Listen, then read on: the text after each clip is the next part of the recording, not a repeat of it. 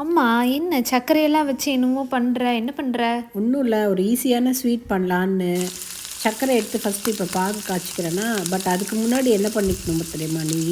இந்த பாகு செலுத்துறதுக்கு முன்னாடி நான் சொல்கிறது, 100 கிராம் பாசிப்பருப்பை நல்லா வேக வச்சு நல்லா ஸ்மாஷ் பண்ணி வச்சுக்கோ.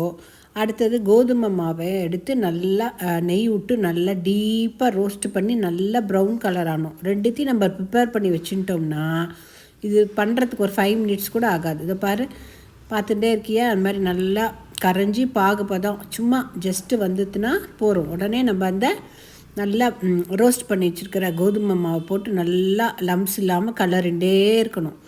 நல்லா கலரிண்டே இருக்கும். பற்றியெல்லாம் நல்லா வருது பாரு, சூப்பராக.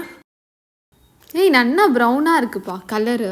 பாரு, நீங்களாம் ஆசைப்படுற மாதிரி கொக்கோ இதுக்கு வந்திருக்கு பார்த்தியா? கொக்கோ கேக் மாதிரி வந்திருக்கு பாரு, சூப்பராக வந்திருக்கு பார்த்தியா? இது அப்படியே கலரிண்டே இருந்தோம்னா கொஞ்சம் நேரத்தில் அப்படியே பாரு கெட்டி போட்டு பாரு, 5 நிமிஷம் கூட ஆகாது. அதுக்கப்புறமா இந்த பாசிப்பருப்பை வேக வச்சுருக்கோம் இல்லையா, அதையும் போட்டுருந்தோம். போட்டுட்டு அதையும் சேர்த்து நல்லா கலர ஆரம்பிச்சிடணும். நான் இந்த யூஸ் பண்ணுற இந்த கரண்டி வந்து பித்தளை கரண்டி. அப்புறம் இந்த இல்பச்சட்டி வந்து கிட்டத்தட்ட ஒரு 55 இயர்ஸாக ஆச்சு. அவ்வளோதான். 2 ஸ்பூன் நெய், 2 ஸ்பூனோ 3 ஸ்பூனோ உங்கள் தேவைக்கு விட்டுண்டா போகிறோம். நான் ஒரு 3 ஸ்பூன் 3.5 ஸ்பூன் நெய் விட்டுருக்கேன். இப்போ எடுத்து நல்லா சூப்பராக கலர வேண்டியது தான்.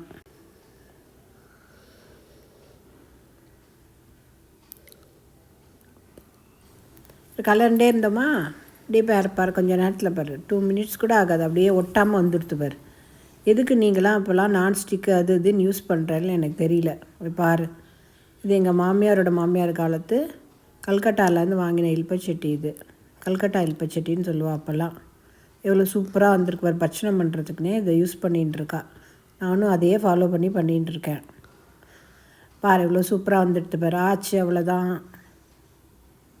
இப்போ கிரேப்ஸை லைட் ஃப்ளேமில் வச்சு தான் போட்டுக்கணும், ஏன்னா சீக்கிரமாக அது வந்து இதாகிடும். அடுத்தது முந்திரி பருப்பு. ஆச்சு, அவ்வளோதான்.